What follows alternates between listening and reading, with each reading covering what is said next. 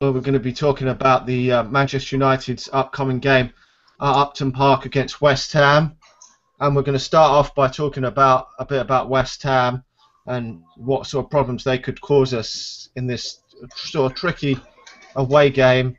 And there's quite a few players that are going to cause us problems, I think, from West Ham because they're having a decent season.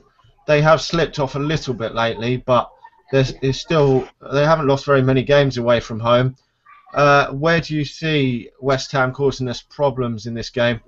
I'll go to you, Max. I think you've got quite a bit of knowledge on where they could cause us some problems. I've not got an awful lot that I know, but I just think that Downing has had a good season. He's been creating a lot of opportunities, and he's scored a few goals as well, to my knowledge. And so I think there's definitely the likes of Downing who's going to cause problems, especially to our defence. I mean, I think initially West Ham are just going to aim to sort of defend against us and shut us out, because I think every team that has succeeded against us so far this season, they've sort of shut off our attacking players from creating anything, and then they've really attacked our defence because that's where we've been shaky.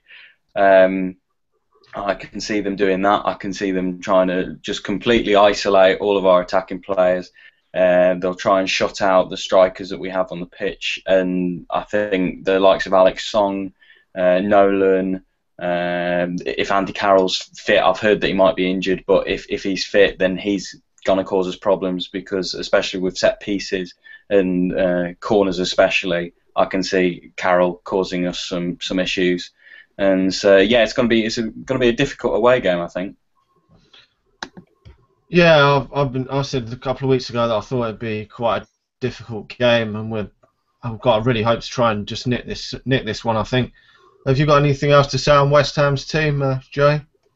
No, I mean, I think you'll get a typical Sam Allardyce team. It'll be physical. They'll try and, put the ball in the air, but hopefully later, with the team I think he'll select, he'll have a bit of height and physicalness in there. So it'll be interesting, though, to see, because like you were saying, this is a tough one. This is a tricky game, but we got to keep winning. We got to keep, in the top three now, and we just got to keep that pressure up on the other two.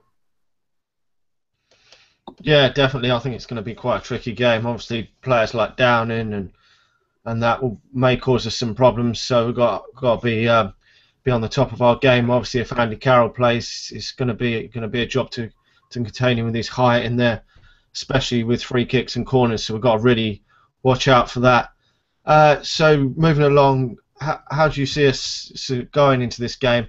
Do you think it's going to be the return of the 3-5-2 formation? Or do you think he's going to stick to the 4-4-2 diamond? I mean, he's played the 3-5-2 more away from home, and this obviously is a tricky away game. I don't know what you think, Joe, if you think he's going to probably go back to that formation. I think it's 50-50 right now. I was just saying Ashley Young, he's come back into the side, and he looked pretty good at left wing back. But I don't know if he'll go with a back three. It wouldn't surprise me if he did. It wouldn't surprise me if he didn't. We've gone with the back four the last couple games, and it's worked. There hasn't been many, if any, goals conceded. But I think that we need to get out and attack them. We can't let them dictate the play. We need to come out and play our game and take it to them. And I want to see us start quick, too. I don't want to see us, dragging along, going into halftime 0-0, and giving them any type of hope. I want us to start quick, get an early goal, and then dominate possession as we've seen them do. Yeah, definitely. I'm hoping he sticks really with the 4-4-2 diamond. I don't know what your thoughts are, Matt. I've got a feeling he might go back to the 3-5-2 for this game. I'm hoping I'm actually wrong, but I'm going to put my neck out and say that he won't, on the basis that, I mean, shall I read out my lineup as it is? Because I think that will help me explain why. I think, obviously, David De Gea in goal. I think he's going to play 4 at the back, but because when I've been watching the way that we've been playing in the last couple of games, we have sort of been switching between having 3 at the back and Blind's dropped into between the defenders and the full-backs have pushed forward. Because I think there's still question marks over Shaw being fit, I think Young will start, because when he came on, he looked reasonable against Cambridge. And so I'm going to actually have a back 4 of Valencia, Jones, Rojo and Young, just because I think Blind will be the defensive midfielder, and he will drop back and sit when necessary, and Young and Valencia can push on forward. I then think of the diamond on the left-hand side, he'll probably have Di Maria with Rooney just ahead of him, and then I'd want him to play Herrera on the other side, but I don't think he will. He'd probably go for something like Fellaini to just add a bit of muscle and strength to the midfield to try and deal with the likes of Alex Song, and then have Falcao and RVP up front. Yeah, it's a bit difficult. I see you've left Juan Mata out. I've also left Juan Mata out of the team, but I've put in Luke Shaw instead. That's my only difference from your team.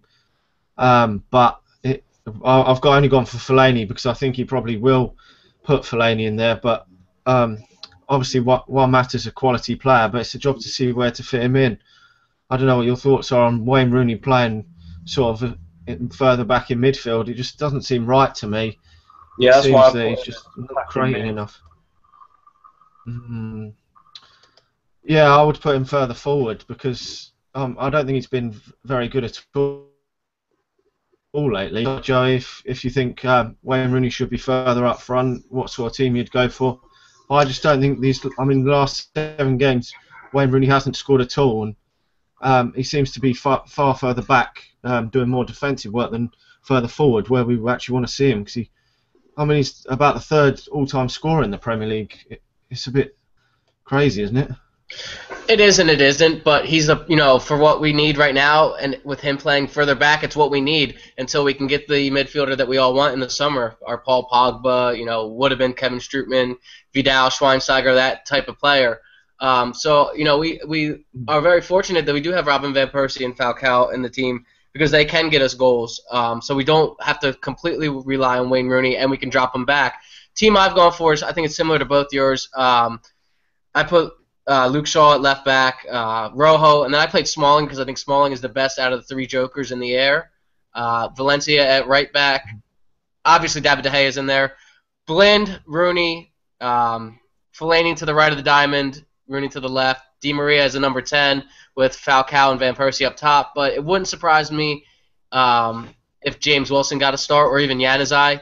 I posted this article that he's going to be playing Januzaj more, so he might go 4-3-3 with wingers or 4-2-3-1. We'll have to wait and see. But I want to see us come out, like I said, and dominate and dictate it and play our game. The thing with Wayne Rooney, like I was just saying, he's about to be our all-time leading goal scorer in the next year or two. So obviously I want him up top, but he can do the job in the midfield that nobody else can right now. So I'm happy to see him there.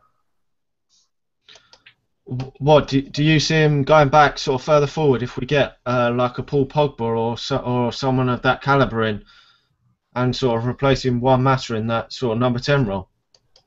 No, I think the future is 4-3-3. Obviously Van Persie is a little bit older than both of them. I don't know if Falcao will be signed. I don't mind Rooney playing as a sole striker in a 4-3-3, being the main striker, but it'll all depend on our summer transfer plans.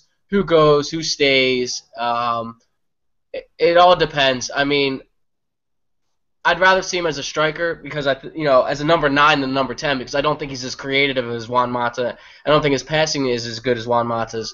I like him finishing more and closer to the net. So that's my opinion on it, though.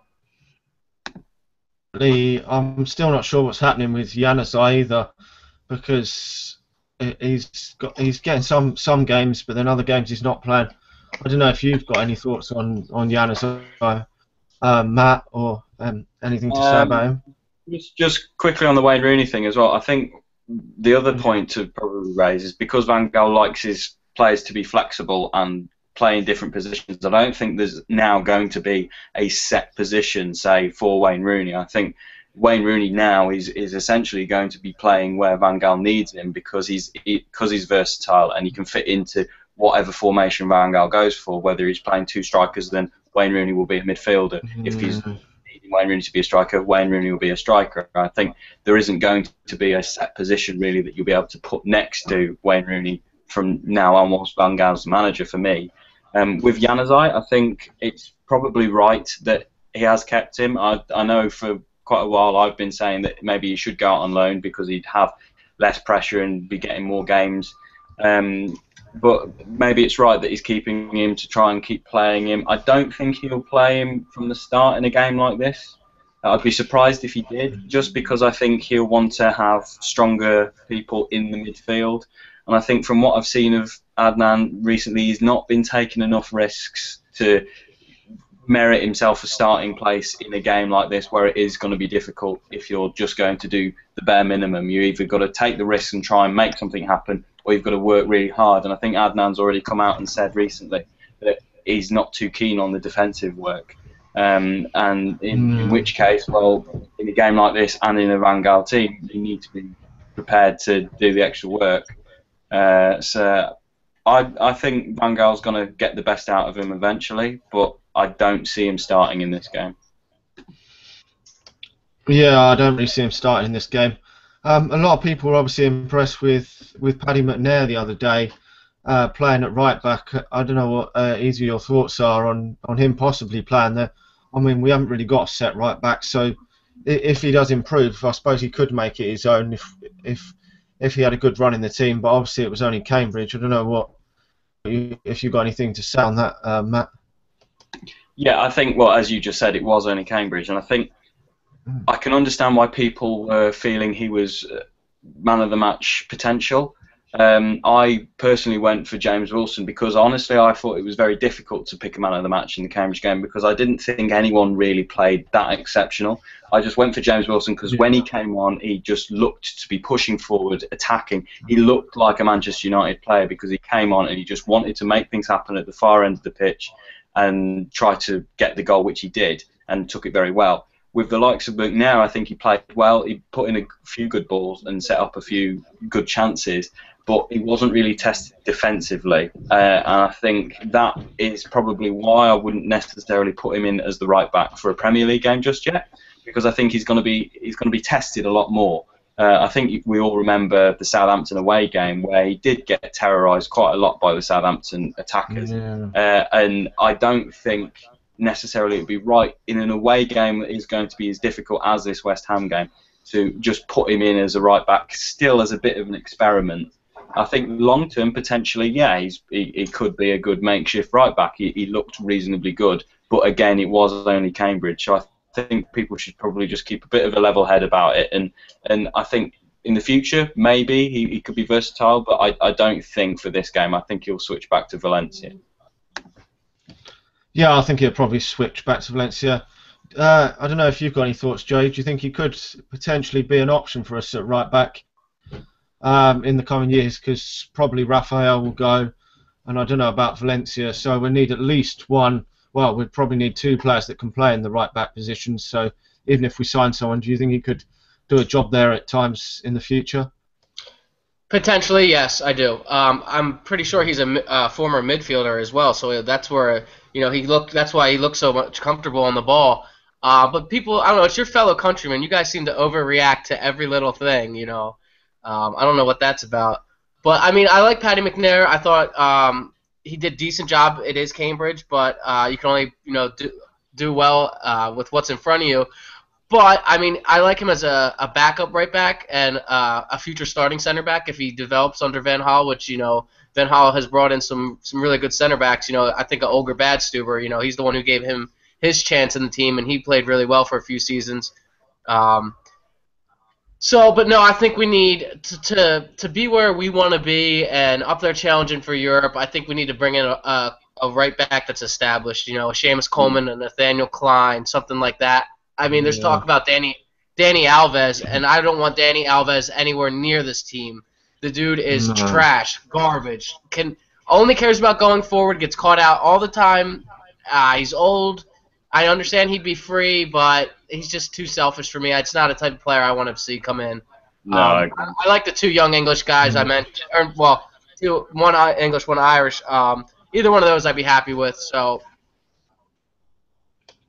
Yeah, definitely. I think that Dani Alves is well and truly past his best now, and Barcelona wouldn't let him go unless they didn't think so either.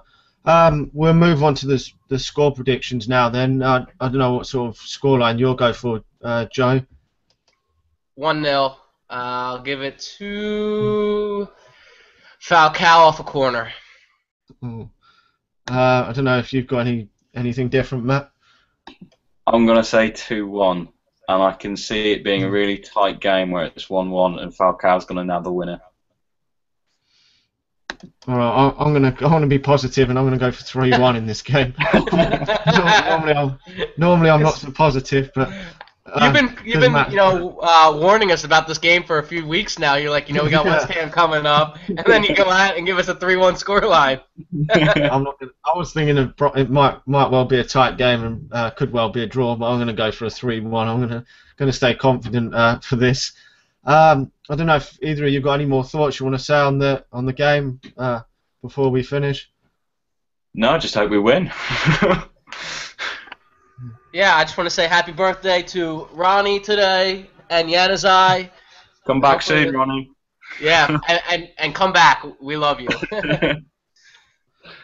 Okay, we'll finish up there. Please make sure to check out everyone's Twitter accounts and subscribe to us all on YouTube.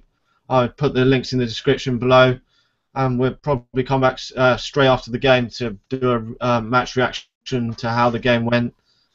So thanks to everyone for watching, and we'll talk to you all again soon.